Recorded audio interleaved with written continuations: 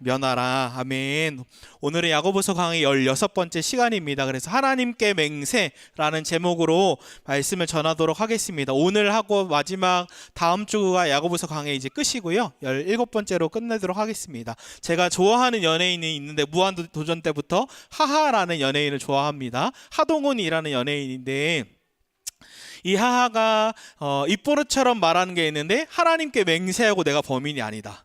하나님께 맹세하고 내가 아니다 라고 이야기하는 걸 많이 합니다. 제가 보니까 어머니가 김옥정 여사님으로 목사님이세요. 그러니까 이런 말을 하는 거죠. 하나님께 맹세하고 내가 범인이 아니야. 근데 제가 최근에 봤는데 그 하하의 아들이 똑같이 생겼죠. 첫째가 이제 많이 커서 엄마한테 엄마 별이랑 얘기하면서 뭐라고 얘기했냐면 내가 목숨 걸게 목숨, 내가 하나님께 맹세해 라고 얘기하는 거 보면서 부전자전이다. 아빠랑 똑같구나. 하나님께 맹세한다고 얘기하는구나 라고 제가 재밌게 봤는데 흥미로운 건 하하의 아들은 이제 기독교의 집안에서 쉽게 하나님께 맹세한다라고 얘기하는데 오늘 본문의 야고보서는 조금 진지하게 하나님께 맹세하면 안 된다라고 이야기합니다. 우리 12절 한 번만 더 읽어볼까요? 시작. 내 형제들아 무엇보다도 맹세하지 말지니 하늘로나 땅으로나 아무 다른 것으로도 맹세하지 말고 오직 너희가 그렇다고 생각하는 것은 그렇다 하고 아니라고 생각하는 것은 아니라 하여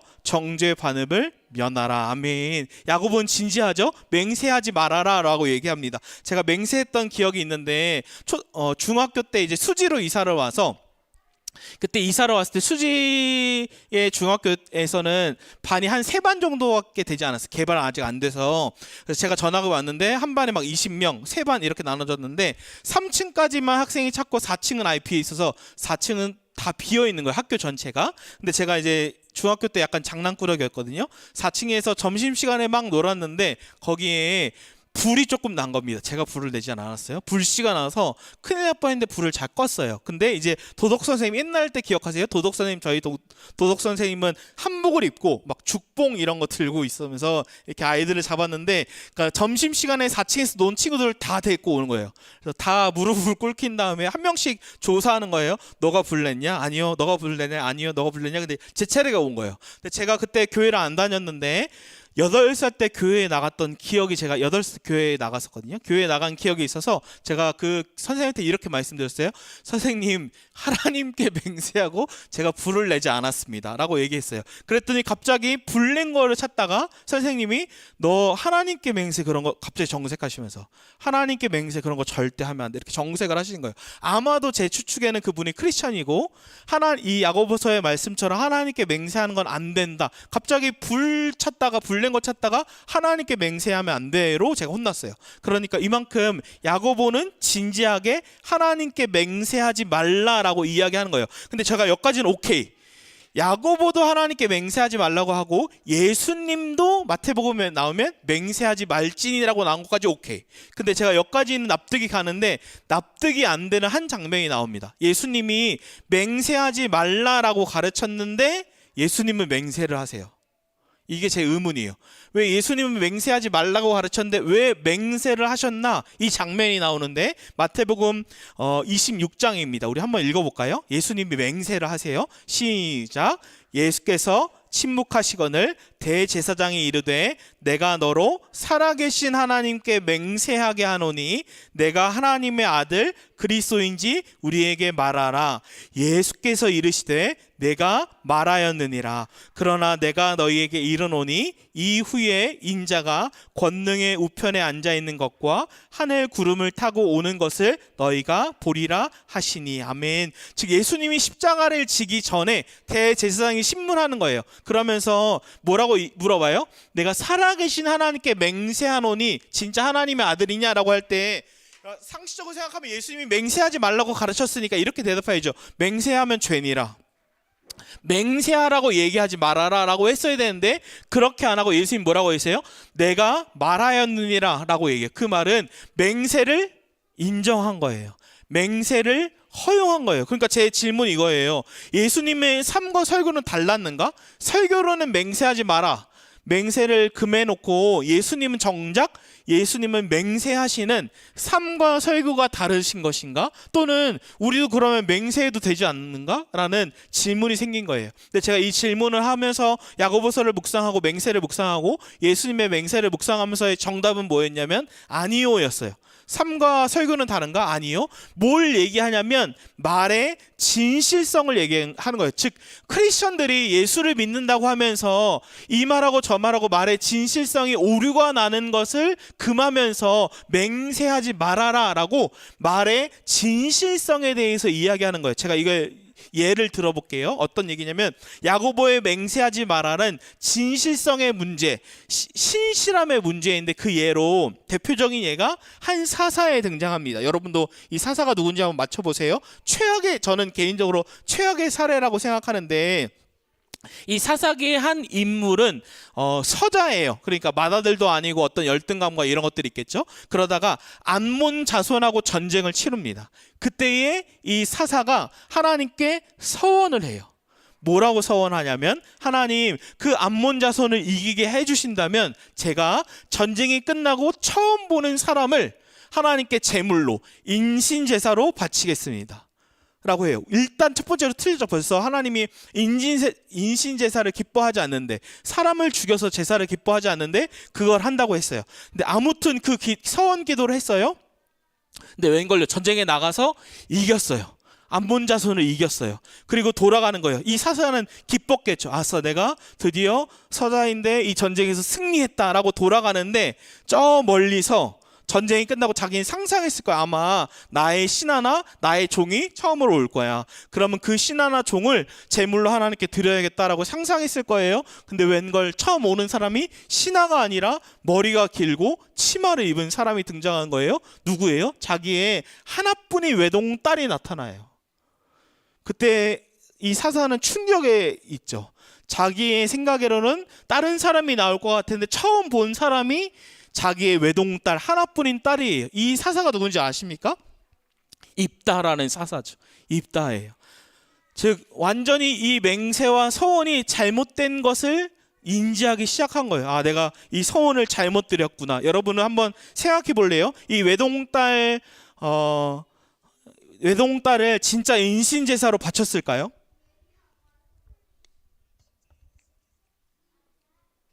학자들은 세 개의 의견이 있는데 성경에는 일단 서원으로 제물을 바쳤다라고 써 있어요. 그래서 실제로 이 딸을 인신제사로 드렸다라고 해석하는 사람들이 있고, 또 이 딸을 죽였는지 아주 구체적인 언급은 없었기 때문에 죽이지 않았다라고도 있고, 또 세 번째 학자로는 이 딸을 죽이지는 않았지만 독신으로 평생 결혼하지 못하고 그것은 죽은 거와 같으니까 독신으로 살게 했다라는 이야기가 있어요. 아무튼 이 맹세가 주는 우리에게 메시지는 무엇인가 라고 보면 이거는 진실성의 문제예요.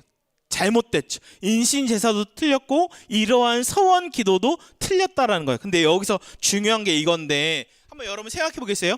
이 입다가 서원했기 때문에 전쟁에서 승리했을까요?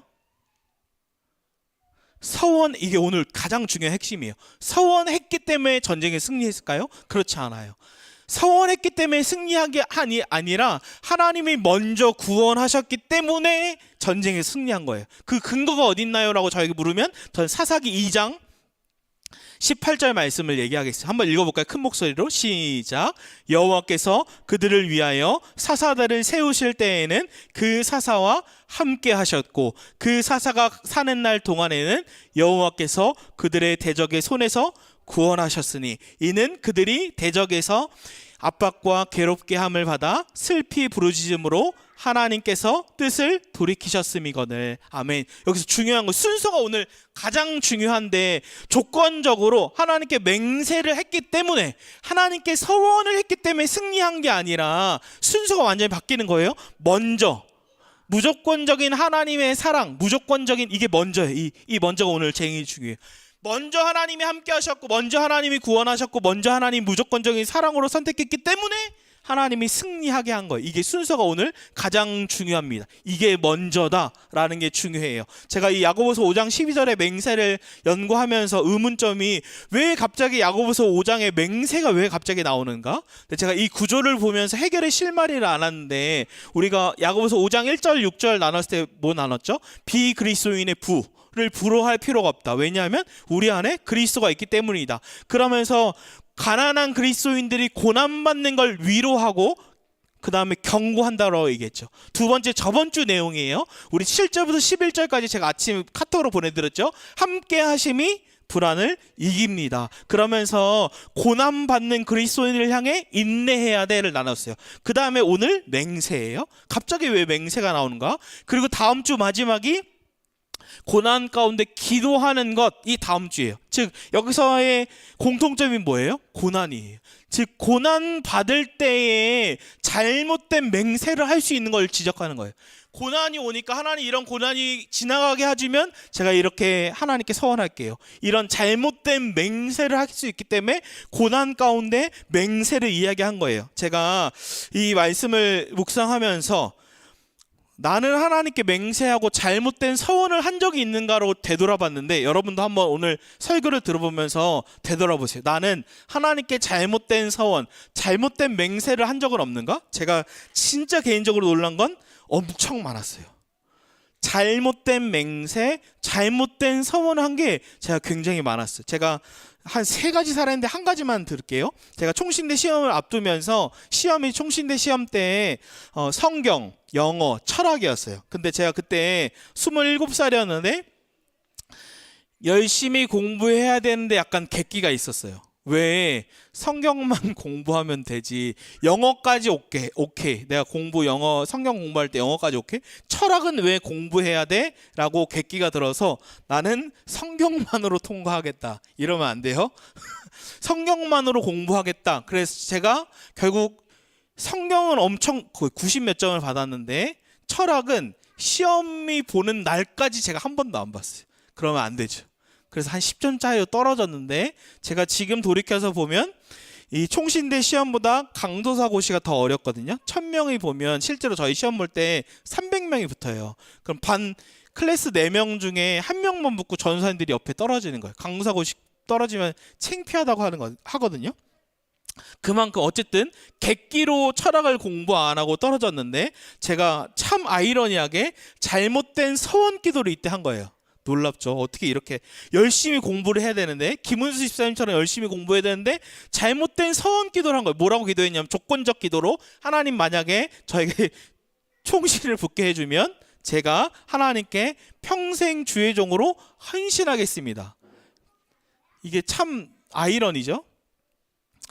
나름대로 저에게 그 시험이라는 게 작은 고난이었죠. 이 고난 가운데 잘못된 맹세를 하지 말아라 라고 나온 거예요. 근데 어떻게 됐어요? 보기 좋게 떨어졌어요. 근데 저는 마치 이 말씀 묵상하면서 성경 속 입다랑 저랑 별반 다르지 않다라는 생각이 들었어요. 입다랑 나랑 별반 다르지 않다. 그러면서 제가 저의 비신실함, 신실하지 못함으로 떨어졌지만 제가 돌이켜보면 오히려 칼빈 신학대학원에 가서 제가 만난 교수님이 언약신학자 김두석 교수님인데 그 교수님이 그리스도 중심 설교로 제 평생의 목회와 제 평생의 설교와 제 평생의 모든 것이 그 교수님을 통해 제가 다 바뀌었어요. 나의 신실하지 못함인데 하나님의 신실하심으로 나는 완전히 은혜를 받은 거죠. 또 있어요. 제가 교회에서 에스라에서 공부하고 기흥제일교회 사역할 때 3일교회 우리 송태근 목사님이 계시는 3일교회에 제가 신청을 한 거예요. 근데 제가 김지호 교수님하고 송태근 목사님이 친구십니다. 동기예요. 그래서 김지호 교수님이 사나야 내가 너 추천해 줄게 가. 그래서 추천해줘서 실제로 삼일교회는 굉장히 많은 신청이 오는데 다 두루룩 떨어지고 저랑 그때 이호영 목사님이라고 에스라에 있었던 목사님만 최종으로 둘이만 딱 붙은 거예요. 그래서 송태근 목사님이 1대라고 면접했어요. 제가 그때도 에스라에서도 목사인데도 서원 기도를 했어요. 잘 들어보세요. 이유가 있어요. 하나님 저를 삼일교회에 붙여주시면 제가 이미 평생 주의적으로 헌신한다고 했는데 서원 기도한 거. 근데 마지막에 똑 떨어졌어요. 그 이호영 목사님이 붙었어요. 근데 오히려 제가 떨어지고 낭망했는데 의정부 비전교회에 가서 남한서 목사님 만나고 거기서 사역을 하고 개척을 해서 오히려 지금까지 거기서 후원을 제일 많이 해주고 신실하게 인도를 받았죠. 제가 하고 싶은 얘기 이거예요. 잘 들어보세요. 여러분도 연관될 수 있어요. 나는 왜 청년 때 심지어 목회자가 되어서도 잘못된 맹세, 잘못된 서원을 했는가? 여러분 그런 적이 한 번도 없나요? 저만 있나요? 왜 그런가? 근데 제가 그 뿌리와 근원을 알고서 깜짝 놀랐는데 그건 뭐냐면 정말 죄송한 이야기지만 제가 청년 때부터 들었던 잘못된 비복음적 설교를 무의식 속에 제 안에 듣고 스며들었던 거예요. 여러분 이런 거 들어보지 않아요? 여러분 재정에 고난이 있으십니까? 11조 하십시오. 그럼 하나님이 여러분들을 30배, 60배, 100배로 축복할 겁니다. 이게 뭐예요? 잘 들어보세요. 조건이에요. 제가 하나님께 여러분 11조 하십시오. 그러면 여러분 축복할 겁니다. 즉 여러분을 순종하면 구원받을 겁니다. 이게 다 조건적이에요. 뭘 하면 축복하고 구원받고 복을 받을 거야 라는 것은 비복음적이었던 거예요. 제가 무의식 속에 제 안에 목사가 돼서도 제 안에 있었던 거예요. 이렇게 하나님께 순종하면 하나님께 헌신하면 축복을 받을 거야 라는 제 무의식 속에 비복음적인 것이 여전히 남아 있어서 목사가 되어서도 하나님 삼일교회에 붙으면 제가 하나님께 헌신하겠습니다. 그럼 뭐예요? 복음은 순서가 정반대예요. 복음은 이거예요. 오늘 이게 가장 중요해요. 무조건적인 은혜로 먼저 하나님이 저를 있는 모습 그대로를 사랑하시는 거예요. 사나야, 너 아무것도 안 해도 있는 모습 그대로를 내가 너를 사랑해. 그 사랑을 제가 받았기 때문에 제가 어떻게 돼요? 하나님께 헌신하고 하나님께 제 삶을 드리고 하나님께 제 모든 것을 드리고 싶은 거예요. 이 순서가 완전히 다른 거예요. 제 안에 무의식 속에 조건적인 비복음적인 것이 자리 잡았기 때문에 청년 때도 심지어 목사가 되어서도 그런 기도를 하고 있는 거예요. 그 고난 가운데 너 삶이 고난이 한다고 그런 맹세를 하지 말아라 라고 우리의 말의 진실함에 대해서 지적하는 거예요. 제가 월요일날 이제 쉴 때 소파에 누워있는데 유민이 하민이가 저한테 와서 막 안마를 해줬어요. 아빠 안마를 해주고 유민이 하민이가 세게 안마를 해주는데 제가 굉장히 사랑을 느꼈어요. 그러면서 순간 유민이 하민이한테 너무 착해서 이뻐서 용돈을 줘야겠다라고 했다가 용돈을 손을 집었다가 다시 손을 뺐어요.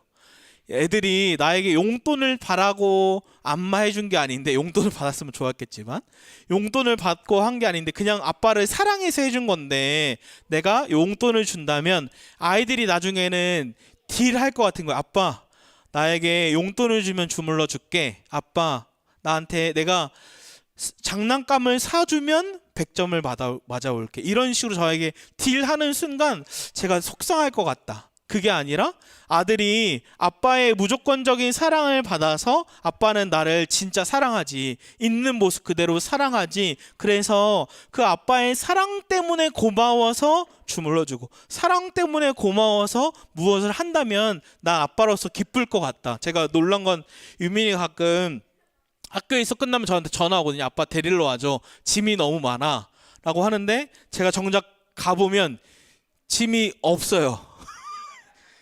그래서 뭐야 너 짐이 없네, 왜 짐이 없는데 나를 데리러 와달라고 해. 근데 이 아들이 나랑 아빠랑 함께 하고 싶은 거구나, 아빠랑 같이 있고 싶은 거구나 라는 것을 느낀 거죠. 제가 뭘 얘기하냐면 하나님도 동일하다고 생각해요. 하나님이 나는 너를 조건 없이 있는 모습 그대로 사랑해. 내가 너를 이 땅에 아들을 보낸 이유는 내가 영원히 너와 함께 살기 위해서야 라고 무조건적인 사랑을 제가 받아서 그 사랑 때문에 하나님께 반응하고 그 사랑 때문에 제 삶을 드린다면 하나님은 그거를 기뻐 받을 거죠. 제가 오늘 하고 싶은 메시지, 본문을 통해 하고 싶은 메시지는 딱 하나입니다. 우리의 말은 변화될 수 있다. 우리 따라해 볼까요? 우리의 말은 변화될 수 있다. 우리의 말은 변화될 수 있다. 무엇 때문에요? 예수님 때문에요. 무조건적인 사랑. 특별히 야고보는 이 야고보서 전체를 통해 뭐라고 얘기해요? 야고보 1장 21절에 구원론을 얘기하면서 이미 말씀, 이미 로고스가 너희 안에 이미 심겨져 있어. 그 예수님 때문에 우리의 말은 변화될 수 있어 라고 얘기하는 거죠. 제가 콜라 이미지를 가져왔어요. 이걸 많이 설교 때 얘기하긴 했지만 요 예화가 제일 좋을 것 같아요. 우리의 말이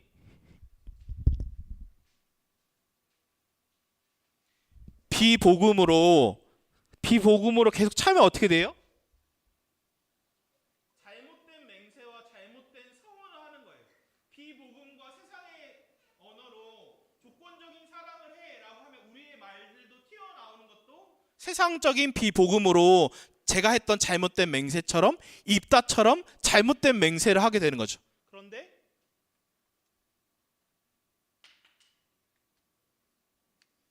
하나님의 무조건적인 사랑이 우리에게 덮어지면 복음으로 우리에게 채워지면 잘 채워져야 할 텐데 콜라가 너무 진하네.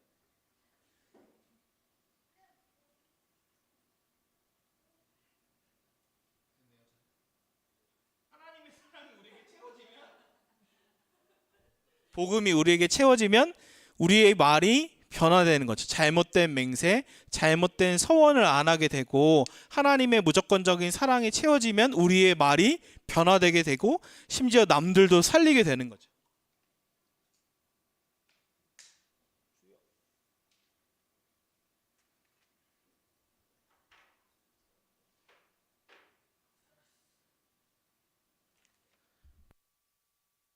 그래서 우리의 말은 변화될 수 있다. 그것도 반드시 변화될 수 있다. 우리 본문 야고보서 5장 12절을 마지막으로 읽어볼까요? 야고보서 5장 12절입니다. 시작. 내 형제들아 무엇보다도 맹세하지 말지니 하늘로나 땅으로나 아무 다른 것으로도 맹세하지 말고 오직 너희가 그렇다고 생각하는 것은 그렇다 하고 아니라고 생각하는 것은 아니라 하여 정죄 받음을 면하라. 아멘. 여기서 정죄 받음을 면하라 라는 것은 즉 우리의 말에 신실하지 못한 말로 정죄 받는 일을 면해라 라고 하면서 우리가 예하면 예하라고 하고 아니라고 하면 아니라고 말하라. 즉 우리의 말에 아니면서 예라고 얘기하고 예면서 아니라고 얘기하는 말에 진실성 없는 모습이 아니라 진짜 크리스천이라면 진짜 예수가 너희 안에 심겼다면 너의 말은 진실해야 돼 라고 얘기하는 거예요. 제가 이번 주에 유일하게 후회하는 사건이 있는데 화요일날 아내가 출근하면서 아이들을 제가 독감 주사를 맞추고 차로 이동하면서 저녁 먹고 간식 사가지고 이제 집 막 들어가는 입구에서